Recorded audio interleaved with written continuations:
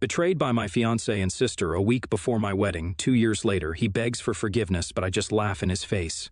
2 years ago, I had to break off my engagement because my fiancé cheated on me with my sister. And it happened just 1 week before the wedding, and just 3 days back, he had the audacity to try and return. So, my ex-fiancé Jason and I had known each other since we were kids. We went to the same school all our lives, and we started dating when we were 14. After dating for almost 12 years, we decided to get engaged. It was obviously the right thing to do, at least for me. He was the one who had proposed, so I honestly did not have any reason to suspect him of cheating, and least of all with my sister, since she and I were also very close. My youngest sister, Lily, is 2 years younger than me, and she and I were pretty much best friends growing up. Even at my wedding, she was supposed to be my maid of honor, but that never ended up happening.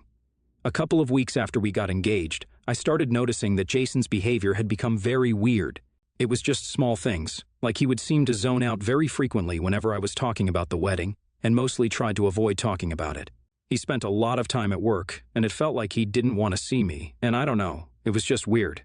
So, I did try to speak to him several times and told him that, just in case if he was having second thoughts about having the wedding so soon, we could still postpone it and wait for a better time.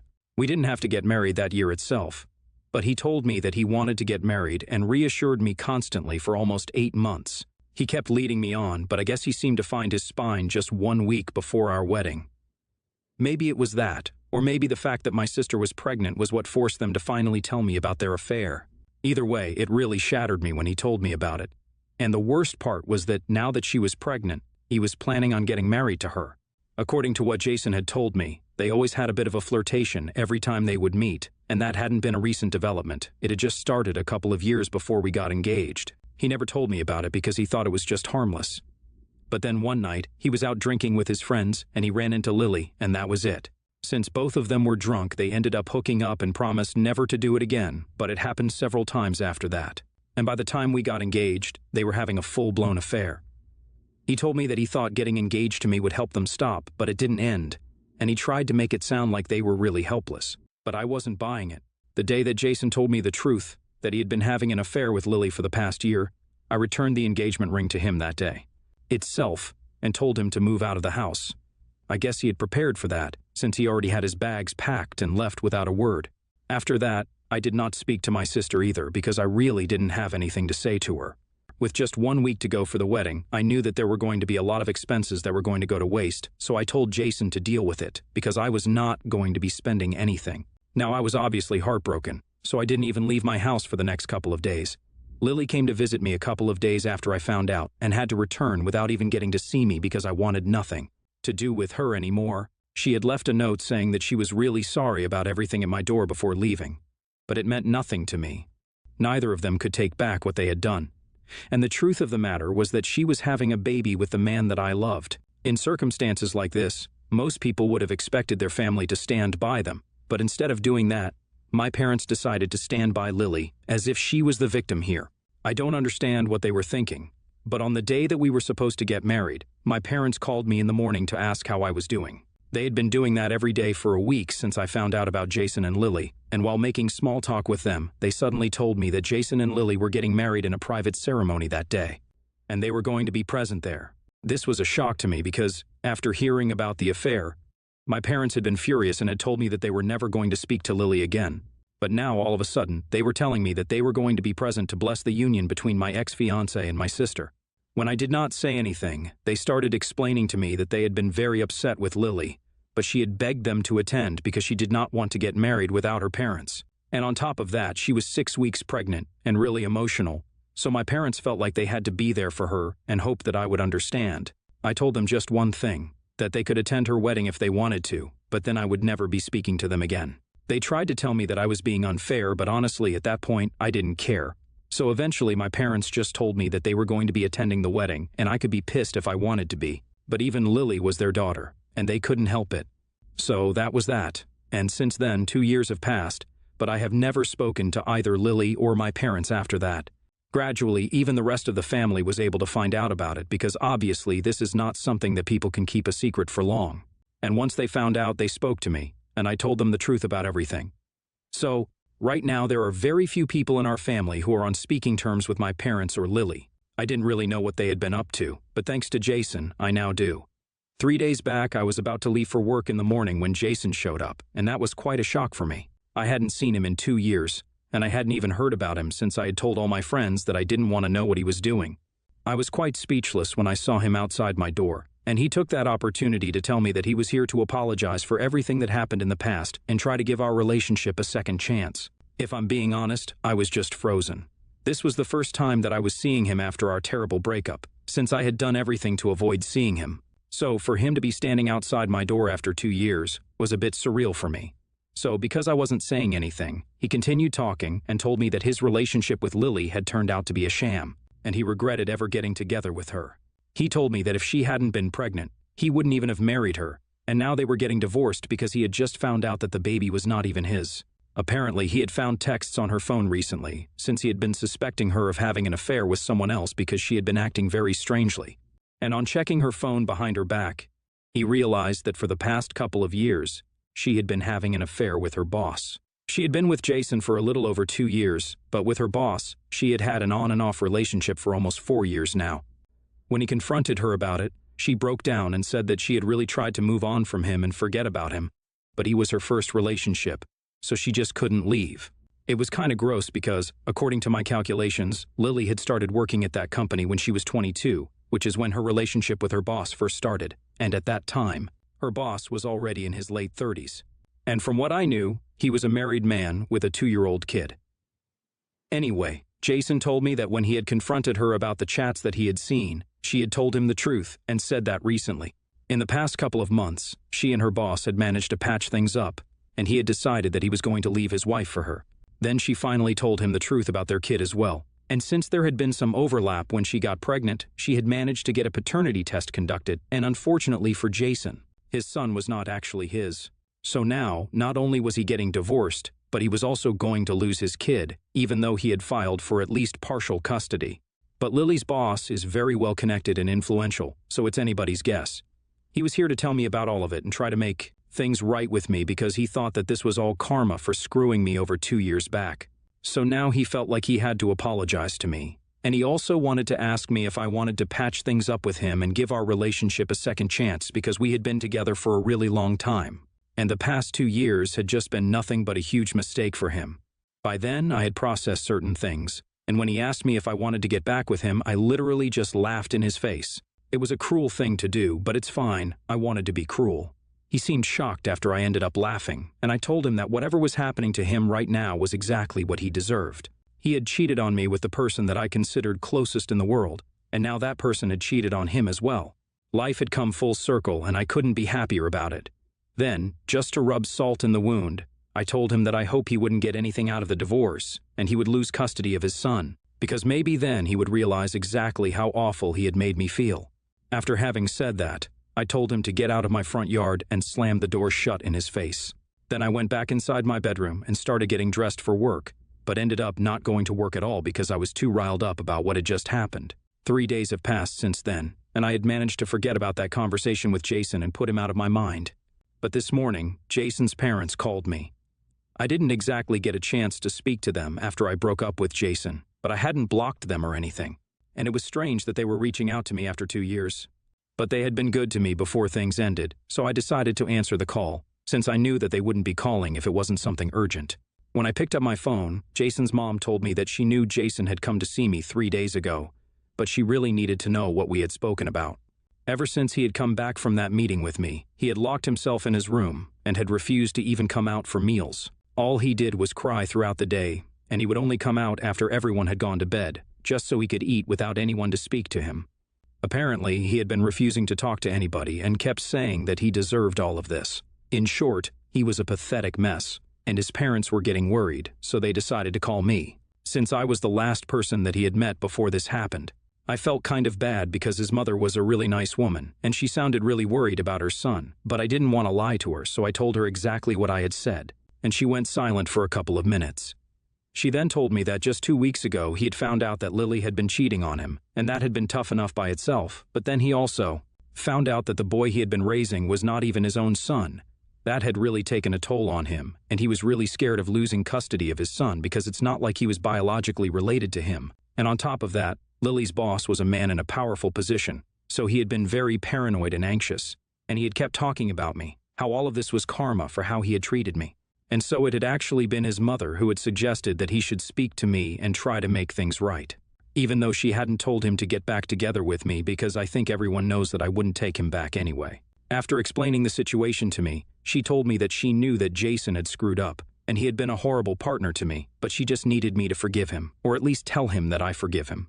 Even if I didn't mean it, just so he would be able to feel a bit better about himself and find the strength to fight against the odds. Because for him to just give up like this, it was not like her son. And that's when she started breaking down. I felt kind of bad for her, and I really didn't want her to cry, so I told her that I would think about it. However, I have thought about it, and I have no intention of telling him that I forgive him, even if it's just for the sake of saying it. I don't want to say it because I don't mean it. I don't forgive him, and I don't think I ever will. I just don't have it in me. But saying it to his mother, that will be pretty difficult for me, and I feel like this might be an overreaction right now, but it's just how I feel. So, Wibta. If I told my ex-fiancé's mother that I don't forgive him, and I'm not going to say it to him either? Update 1. Thank you so much for all the comments and support. It has been 2 days since Jason's mother contacted me, and I've decided that the next time that she contacts me to ask whether I will be willing to speak to him or not, I'm just going to tell her that I'm not. After going through the comments and speaking to a couple of friends and close family members, I realized that I'm not obliged to be nice to Jason.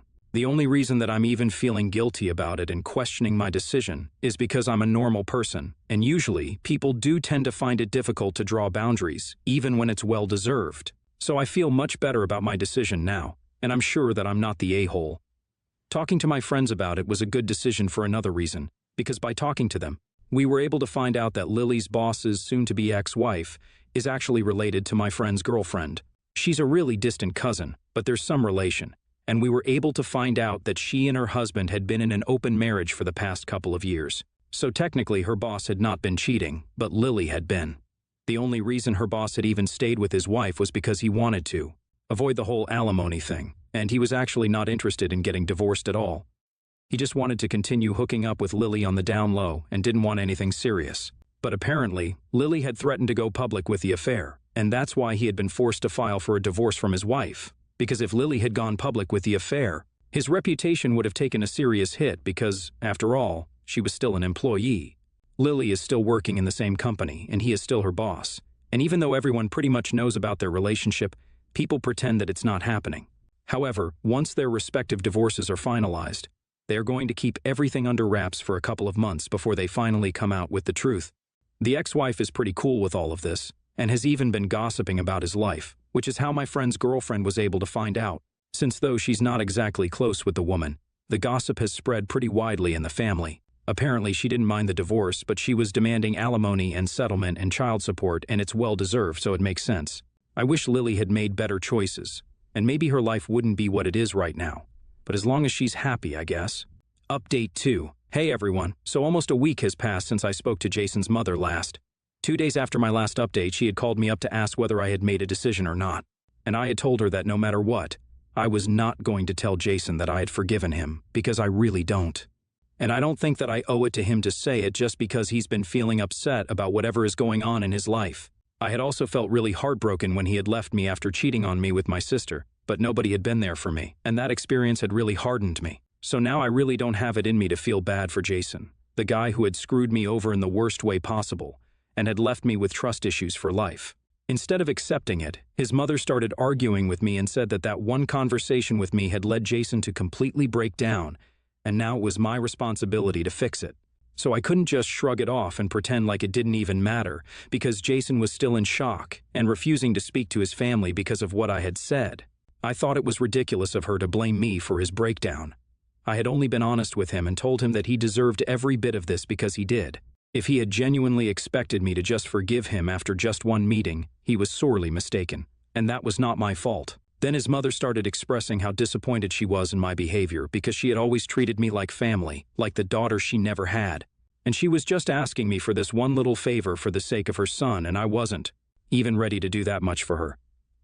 I got really annoyed at that because yes, she had been very kind to me when I had been with Jason, but after that, we hadn't even spoken. If she really had considered me the daughter she never had, she would have checked up on me at least one time after her son broke my heart.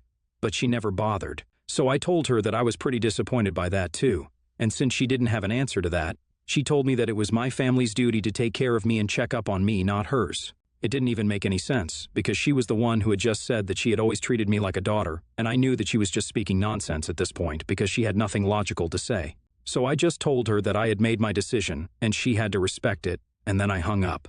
After that, she did try to contact me for a couple of days, until today. I came back home from work around 5:45 in the evening, and at around 7, she showed up at my house. I was preparing dinner and looking forward to a quiet night, so I really didn't feel inclined to speak to her, and so when I saw that it was her standing outside the door, I told her to leave. And she said that she was not going to go anywhere without talking to me. It was really annoying for me because I had made it pretty clear to her the last time that we spoke that I did not have any intention of speaking to Jason again, because I could understand that he was going through a tough time, but since we're not together anymore, it's not my problem anymore. And I told her yet again, if she thought that bothering me repeatedly would get me to change my mind, then she was wrong. All it would do was just piss me off and maybe even make me call the cops on her, which I really didn't want to do because she was an older person, and I had really respected her in the past. So I told her not to force me to do anything that she wouldn't like because I didn't want to be put in that position. At that point, she started sobbing outside my door and said that she just didn't know what to do because it seemed like Jason had given up on everything, and she couldn't watch her son break down like this. As a mother, it hurt her heart to see him like this, and she felt like I was the only person who would be able to fix it, and that's why she was so desperate to talk to me. I felt really bad for her, so it was then that I opened the door and tried to be as gentle as I could. I invited her in, handed her a glass of water to help her calm down because she was obviously in a really bad condition. And I politely explained to her that I could understand it was very difficult for her to watch her son suffer so much. But honestly, he had also had his flaws, and I really wasn't the person who'd be able to help out here. Because after what he had done to me, I just didn't have it in me to see him again. Because I knew that even looking at him would piss me off. She tried to tell me to just give it a chance, but I told her that it would not be possible for me because I had to look out for myself as well.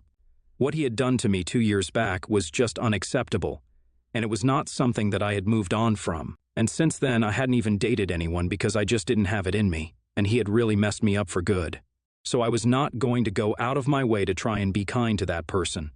The most that I could do for him was to stay out of his way and never speak to him again. And she needed to understand and respect that because even though she was his mother, she knew that he had been terrible to me.